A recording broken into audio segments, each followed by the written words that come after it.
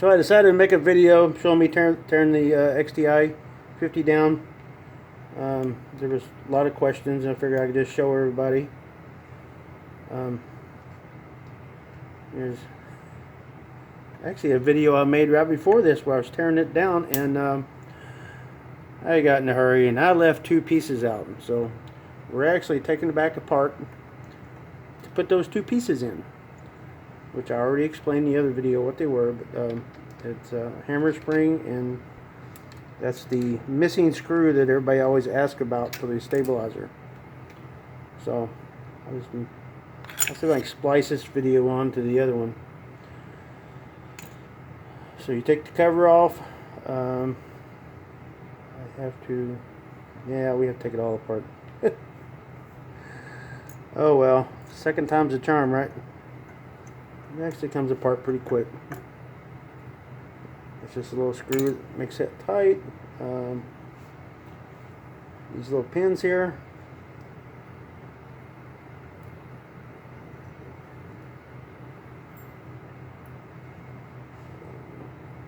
Let's see.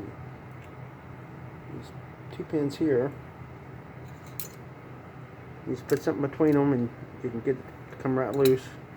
Once it comes loose, just spin it loose. Taking that arm off. The arm goes through the receiver and runs through the bolt or along the side of the bolt all the way up to the cocking arm or the bolt. And so when you cock the gun, it resets the bolt. This is a little lever right there. You got a little bitty round bushing right here that goes, or a spacer. It's actually made out of Delrin. It's nothing fancy. So the hammer spring, need to take this out.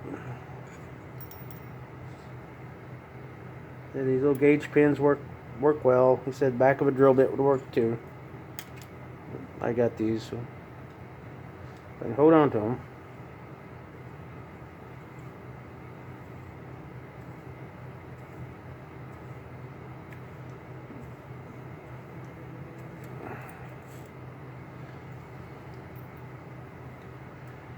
There's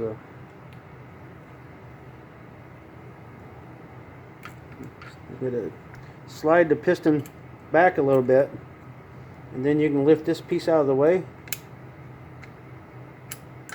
like that, and then I'm sorry, I might have said piston, I meant the hammer. And then the hammer slide out. There's a hammer. I polished this area here. It actually looked like this, so it slides in a nylon guide up here in the receiver, and this back part slides in a guide right there, so it really needs polished on both ends.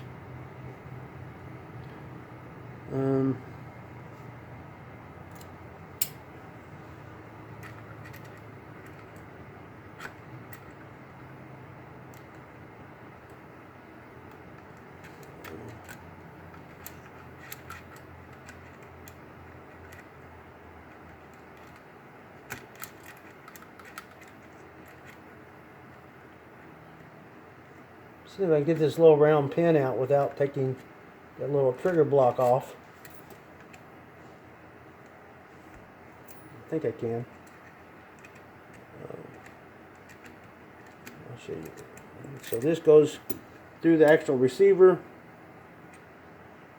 and this goes into the slot in the stabilizer. That little pin right there. So that resets the stabilizer. So then to remove the pin that goes through the bolt, I literally had this out a few minutes ago, so I don't think it's going to be tight. It was a little bit looser the second time I'd taken it out, and of course I had degreased it good when I had it out. So I'm guessing I could probably just pull it out. I don't have to. I put tape on this before when I first did it. Took two screwdrivers like this and got under the head and pulled them both up at the same time to try to make that draw straight up. Let's see. I bet it pulls out. Yeah, easy peasy. So with that out, the bolt slides right out, and I'll probably cut out I'll figure out a way to show you what's in the stabilizer. I don't want to take the stabilizer apart. But here's a spring I forgot. You know, actually, also I need to put the stabilizer screw that some of you guys had missing. This is what the screw looks like. Put it back in its little place. So there's two small pinholes inside here, so as you screw that in there, you block one, and then you screw it in far enough and you'll probably block the second one.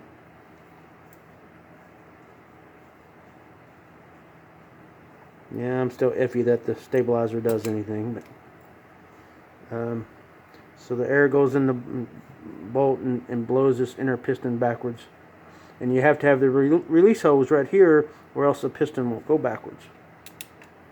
So we'll slide her back in place.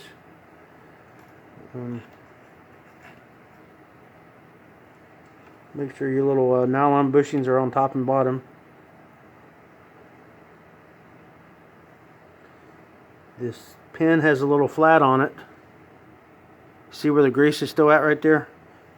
The slot, the flat slot goes backwards towards the rear of it. It's the receiver that has the square in it, not this. This is round, just a round hole. So that way the flat is in there, so after you get it in, you can take your little screw out. So don't tighten I wouldn't tighten your screw up when you put it in there. Just run it down, but don't totally bottom it out. And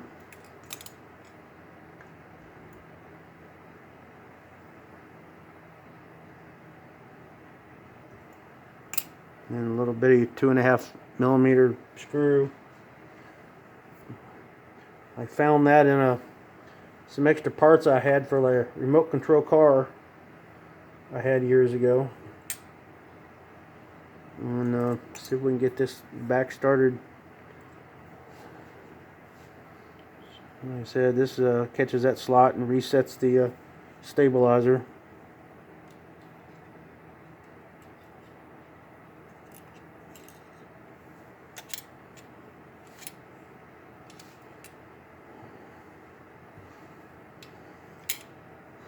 So we're going to get it started, and then I'll show you guys.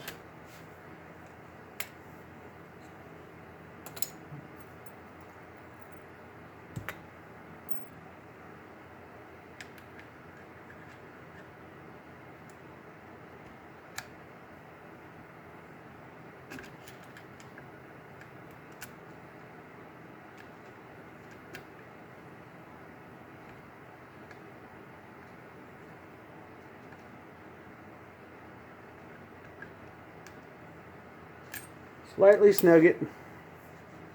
If you can see that down there or not, there's a little screw down there. Goes right through the receiver into the little area up in here. So now when you slide your bolt in, when the bolt gets to about right there, you need to put this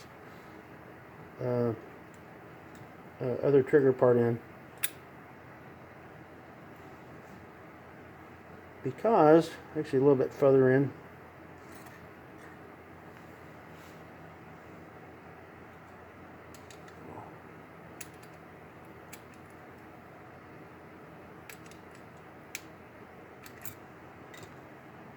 you have to line that slot in this piece up with the wide spot on the hammer in order for that to drop all the way down. And we'll put our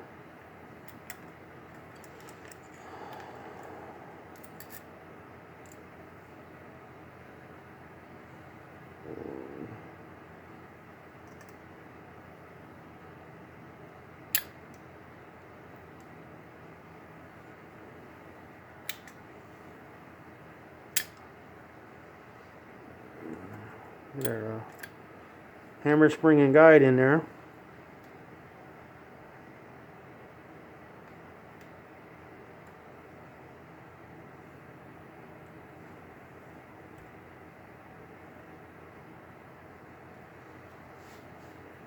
Yeah, if you got a gun with anti-tampers in it, I would I would take the receiver to somebody that has a milling machine and get them out with a milling machine.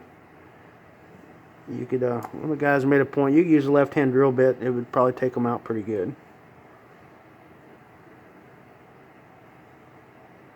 Just wanting my mark up where I had it.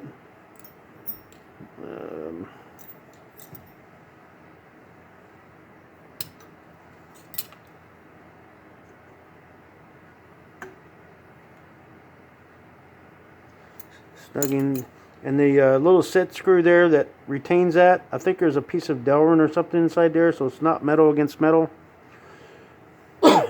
So you can just kind of snug it, and I could probably still turn the pins if I really wanted to. Make sure I didn't leave anything else loose.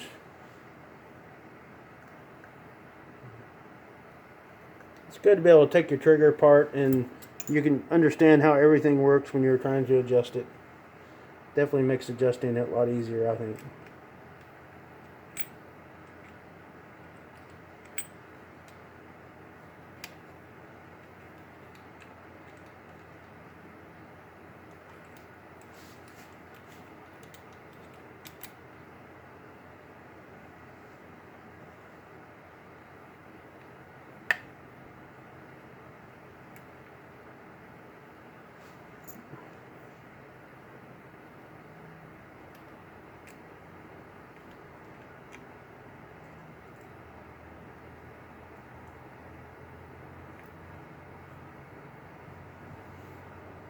There's a little screw that came out of there.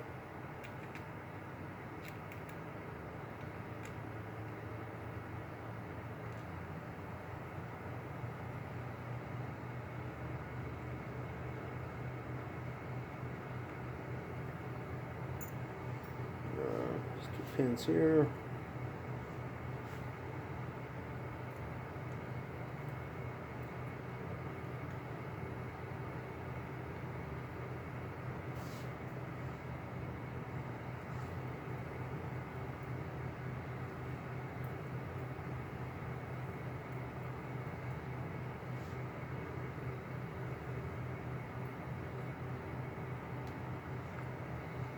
I'll just tighten it down by hand and give it a little bit of extra, not much. Doesn't need to be really tight. Can't come loose because it's captured inside this. It's captured in that hole right there, so it can't go nowhere. Make sure all your trigger parts are set where they're supposed to be. And then put your plate back on.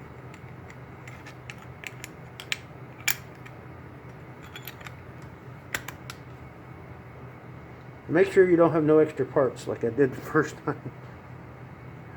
It's been a long day.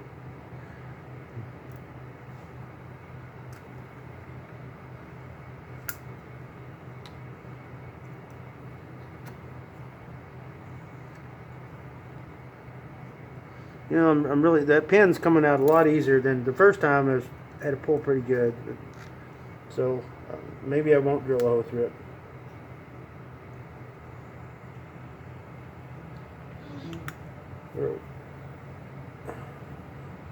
Ever order parts from England, I'll probably order an extra one of those, an extra valve, stuff like that.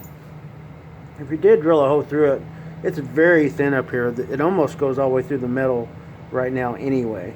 And when you put your scope sight on or anything, it's going to cover it up. You can put a little dab of grease on there and you wouldn't get any water in there. So this is your receiver bleed down screw. This is also a bleed down screw, and that's a bleed down. Oops, sorry, and that's a bleed down screw. Those are there because that's how they had to run to get the air from the cylinder to the gauge. I think this one goes from up this direction to get to the cylinder. We'll call it a cylinder block to get up to that, and this one runs perpendicular, and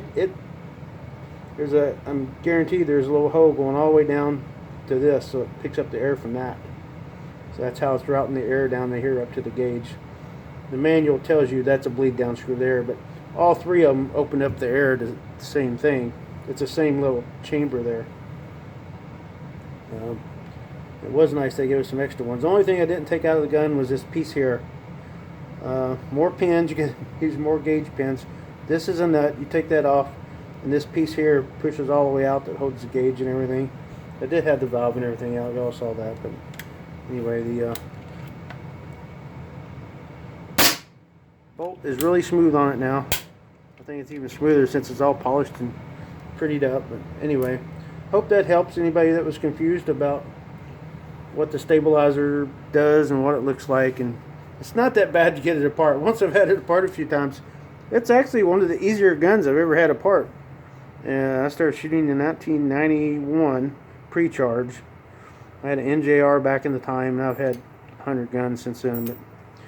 But this one, it's not too bad to take apart. We'll see if we have any issues. I do think I'm a little bit low on air. I might have a slight leak. The only thing I really messed with when I was determined to take the valve out, I pulled this tank out. There's three, on this piece here that comes out, there's 3 O-rings. And then inside there's a aluminum plate. And that's what holds your, and there's a circlip, a big circlip in there. And that's what holds your firing valve in and holds the spring in. And I was having a hard time getting the circlip in there. Next time I ever take it apart, hopefully it's not the O-rings. If it is leaking, it's probably that O-ring, because the circlip kind of snapped into the wrong place and hit the O-ring a couple times. It would probably be best to take those, if you're taking your valve out, which isn't hard, to take those O-rings out, remove and replace your valve if you had to get to it, and then put your O-rings back in so you had no chance of messing with anything. Anyway, I hope that helps. Let me know if you have any questions, but these guns aren't too bad to work on. Give it a try. See ya.